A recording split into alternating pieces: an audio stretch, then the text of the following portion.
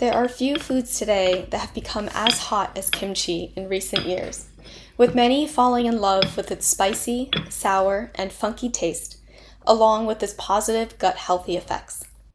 But what can kimchi teach us about compound interest? Well, it's all about the power of small but consistent growth, building into something incredibly powerful. Come cook some kimchi dumplings with me as we talk about it.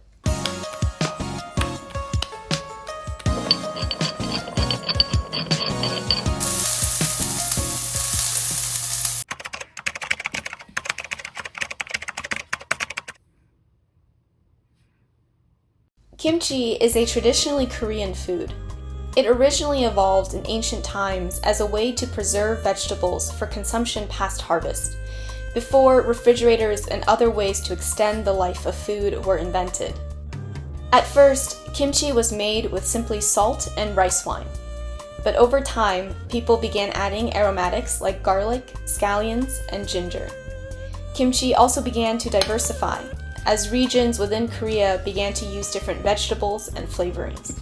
Some common types eaten today are made with cabbage, radish, and chives, but there is substantial variety. The spicy flavor we associate with kimchi actually did not emerge until the 1600s, which was when chili peppers were introduced into Korea. Kimchi is incredibly important to Korean culture, including as a symbol of resistance during the Japanese occupation, and was even sent to space with the first Korean astronaut. Today, we're using kimchi to make mandu, or dumplings. While different types of dumplings are ubiquitous across Asia, made in all shapes and with many different fillings, this kimchi one is distinctly Korean. These dumplings also include tofu, glass noodles, and scallions, and are steamed before being dipped in a soy and vinegar sauce. Personally, the sour and funky taste of kimchi that cuts through the fatty pork is why I love this type of dumpling so much. But how does kimchi get that unique taste? The answer is through fermentation, a process that many cultures have used to preserve or transform food. This is how it works in kimchi. Salt draws out moisture and creates an environment that allows naturally occurring lactic acid bacteria to thrive. These bacteria grow by feeding on the sugars in the vegetable, such as glucose and fructose, and converting those sugars into lactic acid. Lactic acid lowers the pH of the kimchi, giving it a distinctly sour taste. The acidity preserves the kimchi by creating an environment that is difficult for other harmful microbes to grow in, while the fermentation process enhances umami by breaking down proteins and creating amino acids. The bacteria also supports our gut's microbiome and produces enzymes that support digestion. Fermentation occurs best in an environment with low oxygen, which is why kimchi is typically packed in airtight containers to remove air pockets, with special lids or weights on top to prevent air from getting in. At the beginning of this fermentation process, lactic acid bacteria is present, but in very low amounts, about 10 to the 3 or 10 to the 4 colony-forming units per gram, existing naturally in the vegetables and aromatics. Within 24 hours, the bacteria can increase by 10 times as each bacterium doubles with ample food and space. As the fermentation progresses, peak lactic acid levels can reach 10 to the 7 or 10 to the 9, or about 10,000 times greater than at the beginning. If anyone has fermented kimchi themselves, the difference is visible even after just a few days, as the formerly fresh and crisp vegetables take on a different texture and develop a unique taste. The type of growth seen in the bacteria is not linear, but exponential. The definition of exponential growth is growth that depends on the quantity present in addition to the growth rate. The simplest way to think about it is to imagine a snowball starting down a mountain. It may start small, but as it rolls, it grows more and more quickly. In other words, growth occurs faster and faster over time. Specifically, this makes time to grow an important factor, not just simply how much you start with or how high the rate of growth is. Exponential growth is an incredibly powerful principle that spans many disciplines. It helps to explain everything from viral TikToks to why epidemics spread so quickly. In this video, I would like to highlight one specific example: compound interest.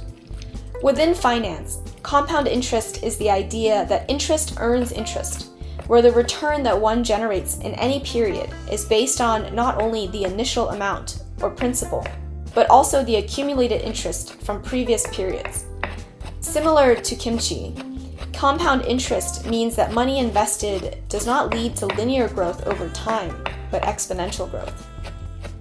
To best show the power of compounding in investing, we need to do a little bit of math. Let's say you have $100. If we use simple growth of 5% annually, you would have $5 more every year. Over 10 years, you would have an additional $50 or 50% more. Well, that sounds pretty good. Now imagine if we use compound interest. That $100 would turn into $162.89. Now, why is that? It's because the first year we would earn 5% on $100 and end the year with $105.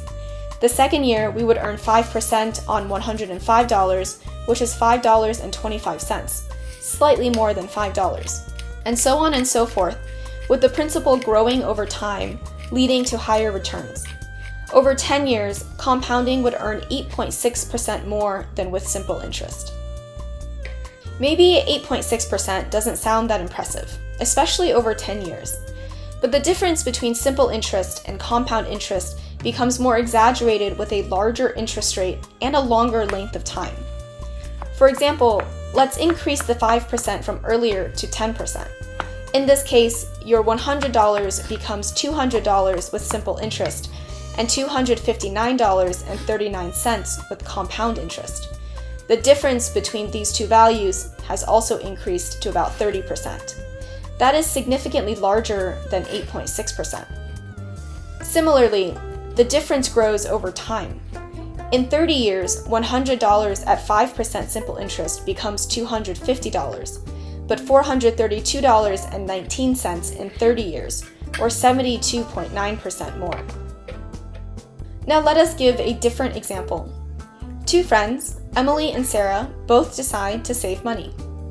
Emily saves $100 a month from age 25 to 35 for 10 years. She stops investing afterwards, but lets the money grow at 7%, the historical growth rate of the S&P 500. Sarah, on the other hand, began investing $100 a month at the age of 35 until she was 65, for 30 years, at the same interest rate of 7%. When both women are 65, Emily will have around $135,000, while Sarah only has $120,000. This is even though Sarah invested 3 times as much over the course of her 30 years, but she couldn't make up for the time that Emily had. What makes the power of time so remarkable is that it's available to everyone.